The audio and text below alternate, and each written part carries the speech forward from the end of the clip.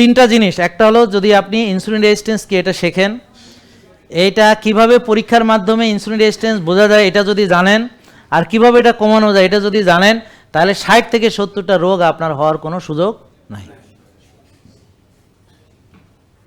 কয়টা রোগ? 60 থেকে 70টা হবে না।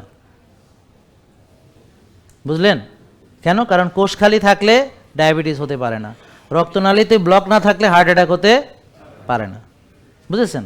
আর লিভারে চর্বি না থাকলে ফ্যাটি লিভার হতে পারে না, আর শরীরে অতিরিক্ত কিছু না থাকলে এই রোগগুলো হতে পারে না। এখন ধরেন মানে এই কথাটা আমি সংক্ষেপে বলে যাব, যারা বোঝার বুঝে যান। পুরুষরা আপনারা যারা আছেন অনেকেরই কিছু প্রবলেম তৈরি হয়, যাদের ডায়াবেটিস আছে বা যাদের ইনসুলিন রেজিস্ট্যান্স আছে বা ওদের বেশি একটা পর্যায়ে গিয়ে এই যে কনজুগাল লাইফে প্রবলেম হয়, বাকিটা বুঝে নেন। তার একটি প্রধান কারণ হচ্ছে ওই যে বিশেষ অঙ্গে রক্তনালীতে অনেক সময় ব্লক থাকে। তাহলে বুঝতে পারছেন, তাহলে ওই কারণে তার ওইখানে রক্ত ঠিক মতো পৌঁছাতে পারে না, তো জিনিসটা আর সঠিকভাবে কাজ করতে পারে না। বোঝা গেল? বাকিটা বুঝলে বুঝপাতা না, আর বেশি বলা সম্ভব না, গেল শেষ। আর একটা হলো শক্তি নাই, তাহলে সে দুর্বল, তাহলে এটা একটা কাজ, শক্তির দরকার। এখন অনেকে আছে আমাদের রুগী সিওপিডি মানে অনেক শ্বাসকষ্ট, এরা টয়লেটে যে কোত দিলে মানে কোতও দিতে পারে না, এত খারাপ অবস্থা। যে তো ওদের অক্সিজেন দিয়ে, এরকম রুগী আমি অনেক চিকিৎসা করছি।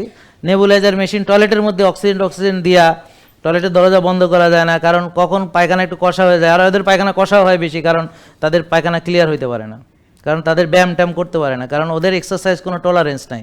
তো কী হয়েছে খেয়াল করে দেখেন, হ্যাঁ, তার মানে ধরেন টয়লেট করতেও একটা শক্তি লাগে, আর আপনি কনজুগাল লাইফ ঠিক রাখতে তো অনেক শক্তি লাগে। তো যা শক্তি নাই হ্যাঁ তো কেমনে কি হবে, এটা বাদ, তার মানে শক্তি নাই, এনার্জি নাই। তাহলে একটা হলো রক্তনালীতে ওইখানে ব্লক আছে, আর একটা হলো এনার্জি নাই, আর একটা হলো মাসেল পাওয়ার নাই।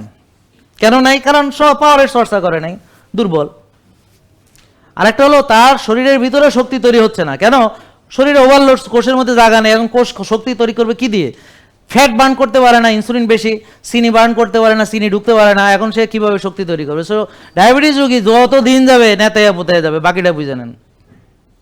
গেল। এখন আসেন হরমোনের সমস্যা, তাদের টেস্টোস্টেরন লেভেল কম থাকে। কেন? কারণ এরা চর্বি খায় না, ডাক্তার বলেছে তোমার কুসুম ফেলায় দিতে হবে, তো ডায়াবেটিস রোগী কুসুম ফেলায় দিস। ঘি খায় না, তারপরে আবার চর্বি কমানোর জন্য ট্যাবলেট খায়, রসুভাস্টিন, অ্যাটাভাস্টিন। প্রেশারের রুগী, হ্যাঁ, কোলেস্ট্রলের রুগী, সে ভাবছে ব্যাস নেতায় পোতায় গেছে। এখন তার কোলেস্ট্রল থেকে টেস্টোস্টেরন তৈরি হয়, তো টেস্টোস্টেরনে ঘাটতি। কোলেস্ট্রল থেকে ভিটামিন ডি তৈরি হয়, ভিটামিন ডি ঘাটতি। বোঝা গেল? তো সে চর্বি না খেয়ে আরও নেতায় পোতায় গেছে, চিকিৎসা করতে যে আরও নেতায় পোতায় গেছে। এবার বোঝেন আপনাদের নলেজ না থাকাতে আপনারা ধরা কেমনে খাইতে আছেন। আমি তোমারে কি বলতেছি বেটা এতক্ষণ ধরে? ডাক্তারদের কথাই তো বলতেছি বেটা, বেকুব কথা। এতক্ষণ তো আমি কি বলতেছি, ডাক্তাররা কি বলে এটাই তো আলোচনা করতে। হ্যাঁ, আবার এটাকে ডাক্তারের, আমি তো এতক্ষণ বুঝাইলাম যে সারা পৃথিবীতে ডাক্তাররা আপনাদেরকে এইভাবেই বলতেছে, আর আপনি তো ডাক্তারদের থেকে শিখছেন। এখন শিয়ালের কাছে মুরগি বর্গা দিলে যা হয় আপনাদের তাই হয়েছে। আবার কইতেছে এতক্ষণ কি করে সারা রাত রামায়ণ পড়ে আন কয়, আমি কইতেছি না, কারা বলে, হ্যাঁ আবার কয় যে এটা মহা মুসিবত।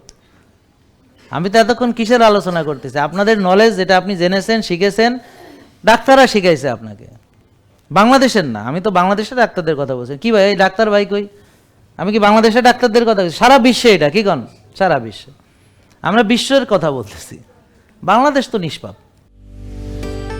জেকে লাইফস্টাইল, ওষুধ মুক্ত সুস্থ জীবন।